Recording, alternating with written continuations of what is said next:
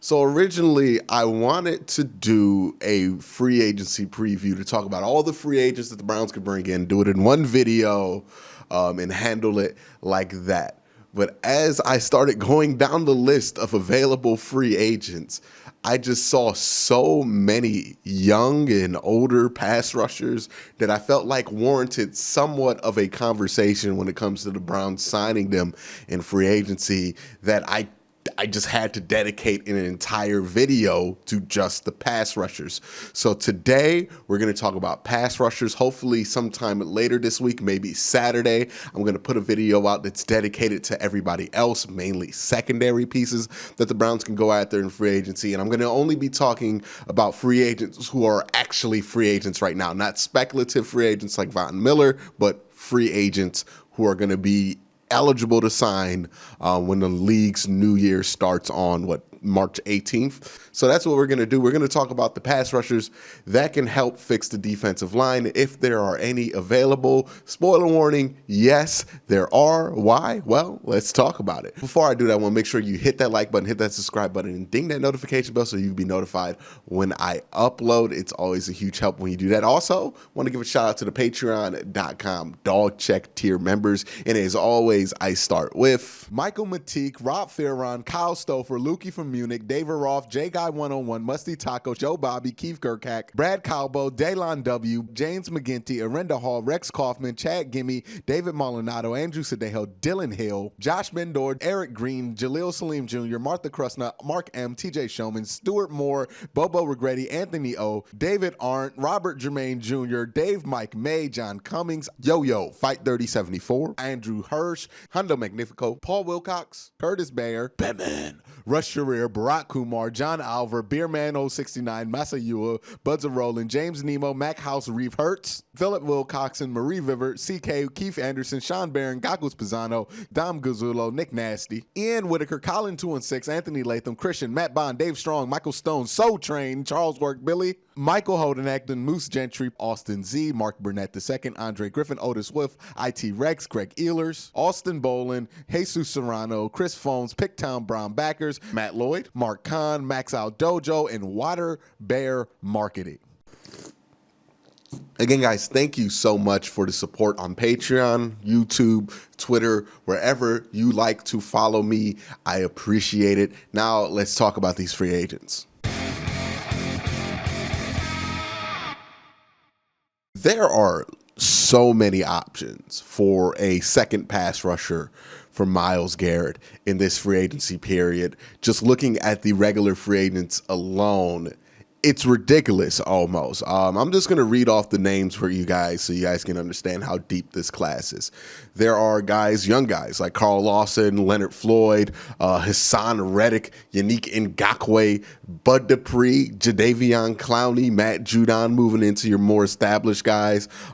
Risky guys like Romeo Okwara, Danico Autry, Justin Houston, some of the established guys, Carlos Dunlap, and Melvin Ingram as well. There's just so many interesting veterans, young players, just a great homage of pass rushers available. So I'm going to break these guys down into three categories. The first category is going to be guys who I think are very unlikely for the Browns to sign for one or few reasons. The next category is going to be guys who are names to watch, guys who I think are interesting names. It's going to depend on what their price is going to be. And then another class of players who I'm going to mark as the veteran guys, right? If you just want to get a vet, somebody who you could put aside Myles Garrett that has a lot of name value and still productive at their older age, those are guys that are going to be in that category. So we're going to start with the first category. And these are guys I think it's very unlikely that the Browns are going to go after. And the first guy on this list is Carl Lawson. I think it's very unlikely that the Browns go after Carl Lawson for a number of reasons. A lot of the times somebody's going to end up on the unlikely part of this list is because they're probably too young for the Browns right now.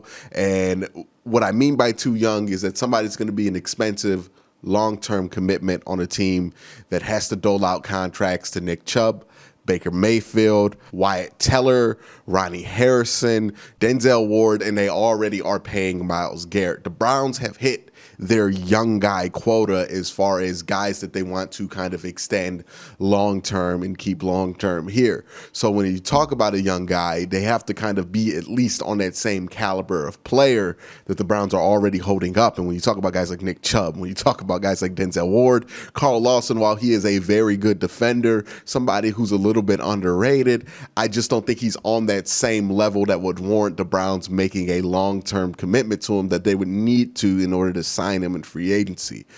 Some of the issues with Carl Lawson aren't fit. I think he's a great fit. I just think there are some holes in his game, or some question marks, more accurately. I think that's a better way to put it. Some question marks in his game that kind of make you wonder if that investment would be wise for the Cleveland Browns. So number one thing is that he doesn't put up great sack numbers. Now, he does put up great pressure numbers, does not put up great sack numbers, and that's a little concerning because there has been a profile of other defensive ends that have been opposite of Myles Garrett that have not been very productive, that end up being kind of a detriment to the Browns. Because if you look at Myles Garrett, one of the biggest problems that he has is that by the end of the season, he's worn out because the team just kind of relies on him for all of the sack production. And with Carl Lawson, this is a guy who's never gotten over 8 sacks in his career. He's put up great pressure numbers, but not great sack numbers. And it's too similar to the profile of all the other defensive ends that the Browns have brought in here to bring alongside Myles that just haven't worked out effectively enough. And that's why that's why I think it's unlikely that Carl Lawson gets signed by the Cleveland Browns. Another guy for the pretty much the same reasons is Leonard Floyd. Look, very athletic, but I just don't love his scheme fit. He's lighter than Carl Lawson. He's more of an outside linebacker, and he's not heavy enough, I think, right now to just hold it down as a 4-3 end. So a lot of the issues with a guy like Leonard Floyd are going to be there with Carl Lawson, and I think these guys are more one and the same. Another guy I'm going to add on this list is Yannick Ngakoue. I just don't think this is likely for price reasons.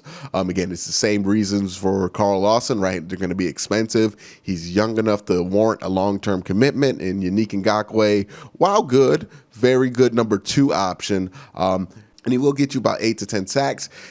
The question more with Yannick Ngakoue isn't about his production or his fit, is that can you get somebody who can get you those same 8 to 10 sacks at a cheaper price that isn't a long-term commitment? I think that's the biggest thing when you look at Yannick Ngakoue that kind of deters the Browns from going to him, because with this class being so deep, I do think you can find somebody who can get 8 to 10 sacks reliably that will be cheaper and a little bit older, which means you don't have to sign them to as long of a deal, which right now is going to be something the Browns are going to prefer because of all of the long-term cap holds that they're going to have with all these young guys on the roster. Another guy I don't think should be on the list for the Cleveland Browns is Haason Reddick. Look, he had 12 sacks this year. He had 5 of those sacks in one game against New York, and I think that kind of inflated his sack numbers a little bit. But I am not a big fan of Haason Reddick as a guy that the Browns should go out and sign. Again, a young guy, so you're going to be paying for that upside, which means you're going to be overpaying for that production for last year that Haason Reddick had. That I don't think is kind of representative of who he was as a pass rusher. He's also way too small. 6'1", 238, I believe. Way too small to be a 4-3 defensive end. He's not a fit. And again, my biggest concern with him is the extremely sporadic production. It's just not something that attracts me to want to get Haason Reddick. I don't think it's going to be attractive for the Browns. Now let's move on to some of these names to watch. All right, so now you're going to start hearing a lot of really familiar names. The first really familiar name you're going to hear is Bud Dupree, who won't be available at the start of the season because he tore his ACL late, which means you can get him on a discount, which means he's in the price range for the Cleveland Browns. He's an accomplished, productive pass rusher, also a guy who's experienced at being that second option, the guy that's not going to get all of the attention rolled his way. even though there's one caveat in that he was always the left defensive end, which is usually the primary defensive end. TJ Watt was always on the right side, so it's a little bit of an adjustment because with Miles, he'll play both sides, but more than likely Miles is going to hold down the left side more often than he's going to hold down the right side. So that will be a little bit of an adjustment for Bud Dupree, but he does have that experience being on a well-stacked defensive line. The right amount, I think, of size and athleticism that I want out of a guy. He's athletic. I talked about how you want to have an athletic guy opposite of Miles if you're going to go that direction. I do think Bud Dupree is pretty athletic and that he has all those things. The biggest concern with Bud Dupree is the inconsistency in his production, right? His two best seasons are coming off of years where he was in a contract year, and he's an athletic pass rusher who's coming off of a knee surgery, which is going to restrict how much the Browns are going to be willing to bid, but it's also going to restrict how much other teams are willing to bid for Bud Dupree. I think the biggest concern here for the Cleveland Browns when you talk about trying to land Bud Dupree is that a team like Jacksonville or New York comes in and has interest in a guy like Bud Dupree, because those guys would be willing to pay Bud Dupree regular prices because they won't really need him for this season, and they would be paying him for what he would be able to do in the next 2 seasons in the 3-year deal. So I think that's the biggest concern for the Cleveland Browns as far as the market rising on somebody like Bud Dupree, especially once these teams kind of strike out of the Shaq Barrett sweepstakes at the top of this. I think that Bud Dupree is going to be a guy that a lot of teams are going to go after, and if non-contending teams are interested in Bud Dupree, that's going to raise the price up quite a bit. The next guy on this list of names to watch is a very familiar one. We talked about him all last year when it comes to free agency. It's Jadeveon Clowney. Now, he did not handle free agency well last offseason. I think he probably left a bad taste in a lot of Browns fans' mouths. He might have even left a bad taste in the Cleveland Browns front office mouth with the way that he kind of handled how he was going to sign. There was a lot of reports about his agent not being sure what he was doing. I think he fired his agent because of how this went, and then he went on, didn't have his best year in Tennessee, mainly because he got injured. And this is the interesting scenario the Cleveland Browns are going to find themselves in this offseason. If you're just looking at this as a pure fit, as a somebody that you want to get next to Myles Garrett for pure football fit reasons, Jadeveon Clowney is the best fit available. He has great size. He's the only guy available that can consistently play inside and out. He is a tremendous run defender still and a very athletic pass rusher. He doesn't produce a ton of sacks, but he's still a very productive pass rusher and a very, very good run defender. It's not a coincidence that every year that Jadeveon Clowney gets injured, that defense suddenly goes to trash and can't defend the run anymore. It's because Jadeveon Clowney is really good at that. But that's part of the problem, right? Jadeveon Clowney can't stay healthy. He has an extensive injury history. I mean, like almost every single year in his career, he's been injured at this point.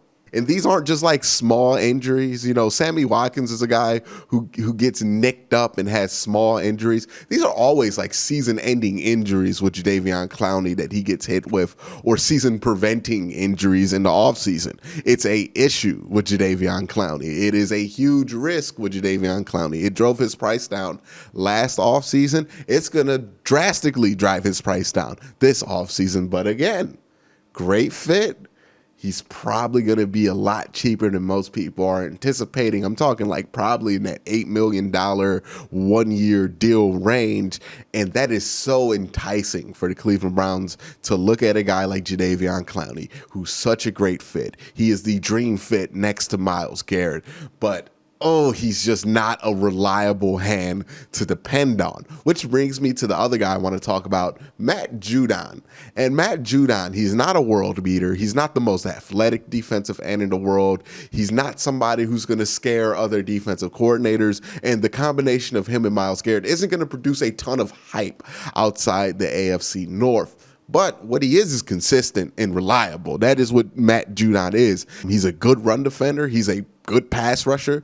And the interesting way to think of Matt Judon is I think he is a less explosive, less athletic, and a lower ceiling version of Jadeveon Clowney, right? You get the run defense. It's not going to be as good as Jadeveon Clowney's run defense. You get the pass rushing ability, but it's not going to be as explosive and athletic as Jadeveon Clowney's pass rushing ability, but it's going to be reliable and it's going to show up on the stat sheet. Matt Judon is very much that of Jadeveon Clowney. Two very similar players. Jadeveon Clowney obviously has the higher ceiling, but Matt Judon, he's going to produce. He's going to give you the points and the sacks that you need. And I think he's a really good fit for the Cleveland Browns. I think he's somebody that people aren't talking about. And me initially looking at this list wasn't one of the more sexy names that I wanted to talk about. He's somebody I think you can get at $10 million a year that's going to get 8 to 12 sacks and be a great run defender. And why wouldn't you want that